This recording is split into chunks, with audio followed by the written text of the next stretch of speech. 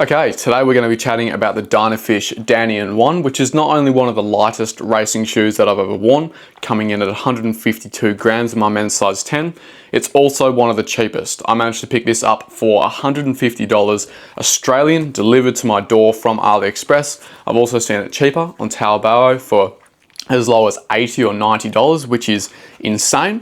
Probably one of the most exciting shoes that I've tried this year. Very, very exciting in terms of, price points and the Western market. We're slowly starting to see some of this Chinese technology trickle its way over. So I'm very excited to share my thoughts, running through it top to bottom, a couple of comparisons, let you know what this shoe is about, because I think this is extremely exciting. Quick little backstory to Dynafish is that they're based out of one of the factories in China, so they have access to all the technology to make a running shoe, and they decided to go direct to the consumer, cut out all the middlemen, the marketing, all the extra costs associated with running a brand, so you can have a shoe which has some of this top line technology without all of the extra cost, pushing up towards $400 like we do in the West. Keeping it cheap, keeping it simple. I really, really like that concept. I hope it's something that we see into the future as well.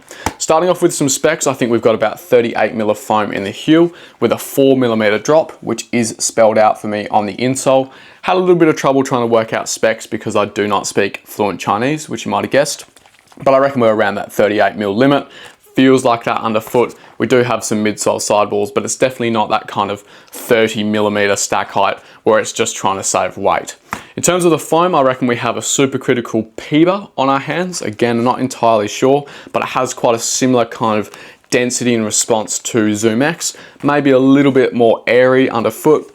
Very, very kind of hollow feeling in terms of the weight, I guess, but it does have a good level of resilience. Yeah, quite similar to Zoom X, I would say.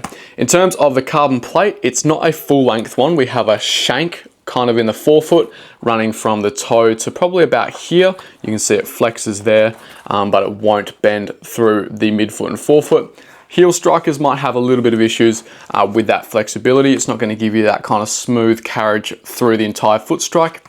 But for myself and a lot of midfoot to forefoot strikers, we don't really need that back half of the carbon plate, at least as far as I'm concerned, or my experience in this shoe. So that forefoot shank, pretty cheeky way to save a bit of extra weight.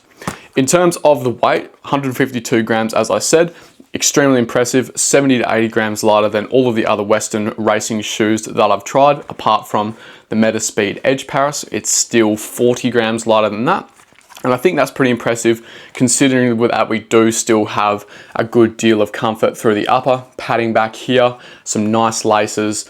We have a bit more bulk to the midsole too, some midsole sidewalls, a bit of extra width. They haven't just stripped it down to the bone to see how low they can go. They're still trying to offer a decent racing and running experience. Starting off with the upper of this shoe, I think it's going to be the one thing about this shoe which prevents it from reaching a wider audience. It's quite a snug, narrow torpedo fit, which is probably suited to an Asian market, but for us in the West with big, fat, clumpy feet, there's going to be a lot of people who can't fit into this shoe. I was borderline too big for this shoe.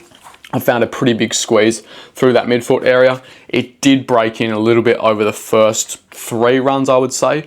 Each run got progressively better to the point where now it's not really an issue. I've never had to stop wearing a Western shoe because of the sizing, except for maybe a really sharp toe box, but here I've been okay. So if you've ever had to wear a wide fitting shoe because you've had, a bit of a squeeze through that midfoot area, it's probably not going to be for you. If you're a wide footer, wide toe box kind of operator, this shoe is unfortunately not going to work. But if you've had a fair few super shoes, you've never had issues, I reckon this could still work out for you. In terms of sizing, I would go true to size, so I've gone for a US 10, maybe a little bit of extra room ahead of the toes, but for that width, I think true to size is the go.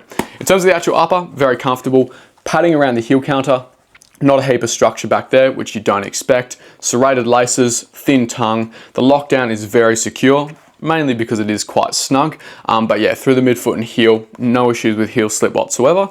The one critique I'd have about the actual upper construction, other than the sizing, which, to be fair, is not their fault. They're designing it for an Asian market. I can't really critique that, but I do think that we could get a bit more of an accommodating fit if we lengthened the eyelet chain just a little bit more. to give a bit more kind of expansion through that midfoot area, might just allow a bit more adaptability in the fit. Overall for me, this is a fantastic upper, comfortable. It's probably the best balance of that kind of weight saving to comfort ratio. I've seen others like the Miro Nude do a pretty good job, but this just has that nice soft heel counter added on top. I'm pretty impressed with what I've found so far. The midsole is going to be the biggest attraction for this shoe for sure, and I can confidently say this is one of the best running experiences that I've had within the last couple of years. Honestly, it is extremely fun. It's like you've got a modern day super shoe underfoot, but it just doesn't feel like you're wearing anything. The weightlessness is super impressive, and it just makes it so easy to tune out and just focus on your running. Probably the biggest compliment that I can give this shoe is that you just forget about it. You don't think about the fact that you're wearing it.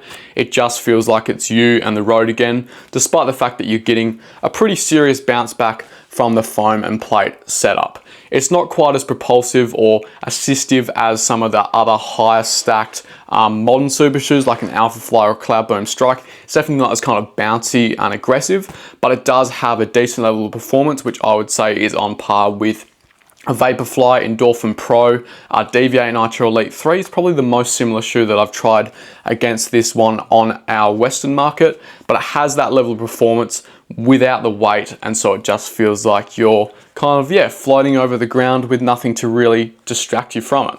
I really like the longer, smoother rocker here. I do think the extension through the toe gives you just that little bit of extra length through your stride. Could just be a trick of the mind though, but I do really like that kind of smooth extended feel. The foam is not the most resilient out there. I think that it works quite well for that kind of half marathon and marathon pace effort, ironically, because I did think that when I was picking up this shoe, it would be a good 5 and 10K option, you know, super light, turn the legs over quite quickly. But with the resilience of this foam, I felt like it maybe bottomed out a little bit when really punching into the foam. You could kind of feel the forefoot shank a little bit more. So if you're ripping 400s or even 200 reps, going even faster, I do think that you might be able to punch into the foam a little bit too much. But if you kind of settle into a rhythm, half marathon, marathon pace, probably 10K pace for a fair few people as well, I did find that you got just the right amount of sink in, good propulsive bounce combined with a rocker. It's a very, very nice experience. One of the most fun shoes that I've worn, in a long time. It's a very different running experience for sure, with all of these modern super shoes trying to grab your attention with big, tall, soft foams and crazy rockers and geometries. It's kind of nice to go back to something which is a little bit more simple, bit more straightforward. It's just there to help you get through your session and not have to really think about what's going on underfoot. For me, the sessions that I've most enjoyed with this shoe are progressive runs, moving from my kind of marathon pace down towards 10K pace and kind of 2K chunks. I really like the way that you can kind of get rolling in this shoe and you settle into your run quite easily. I've also done some 400 reps, which were fast because I could turn the legs over quite quickly. But I did find, as I mentioned before, I bottomed out the forefoot a little bit, found that shank, and it can become a little bit uncomfortable if you're really going for it over an extended period. So I did like a half an hour, 40-minute session with a fair few 400-meter reps, and by the end I did feel like the shoe had maybe had enough, and my feet were definitely feeling it quite a bit. Overall for me, this is a fantastic racing shoe, disappears underfoot, gives you that nice, smooth, intuitive super shoe ride without all the bulk, without all of the nonsense. And I think that is very, very special. Moving down to the outsole, this was the thing that I was most worried about this shoe. Pulled it out of the box and you see a couple of strips of rubber here. But I can confidently say that this is holding up to the test of time better than I was expecting. As you can see, after about 45 Ks of harder sessions, tempo runs, warm-ups and cooldowns as well, I'm not actually seeing a whole lot of wear. I've seen more wear on my Vaporflies, or the Vaporfly 2 when I took them out of the box. Pretty impressed with what I've seen so far. The grip is good, what grip we do have, and that hasn't shown much wear at all. I'm a little bit suspicious that this might be a rubberized PBA of some kind, because this is just not showing a whole heap of wear, even with all of that exposed midsole foam. I'm definitely seeing a bit of creasing up top and maybe a little bit of wear on that outside edge. It's stained the midsole, to be fair, running on those dirty footpaths. But overall, I'm actually pretty impressed with what I've got. I reckon I'm going to get about 400 Ks out of this shoe before it completely carks it. I think the durability of this shoe is actually going to rely more on the midsole than the outsole, which can't be said for shoes like the chow down racing shoe, pretty much a sticker of rubber, and you can really feel how that's compressing in and starting to kind of fray up. But this one, I think the midsole is going to be the key here, which, yeah, hopefully should get me to about 350, 400 Ks. I would say that the durability might be a little bit reduced compared to some of these other racing shoes, but considering the price point, considering the running experience, I think that's pretty good. Quick chat about the price point. $150 delivered for me here in Australia is fantastic. As I said, you can probably find it a little bit cheaper on Taobao, the kind of Chinese website, compared to AliExpress, which is more Chinese to English, so you pay a little bit extra. $150 though, compared to what? $360 here in Australia on average for a super shoe is just insane. The propulsion and level of performance here is on par with a lot of these super shoes. The weight is a lot less and the running experience is just great. So I've loved this shoe so far. I think it's one of the best purchases that I've made this year. And I really encourage you, if you think that you've got a foot which could work for it, a narrow-ish foot, and you fit within the size range, which I think it goes up to size 11 or 12, doesn't go up into those bigger sizes. If you fit a couple of those things and you like the sound of this, really encourage you to get onto it. It is a lot of fun. We'll run through a couple of quick comparisons to round things out. I'll do a couple of Western shoes, then jump into the hypers. The most similar Western shoe for me has been the Deviate Nitro Elite 3 in terms of that kind of smooth, intuitive propulsion and ride.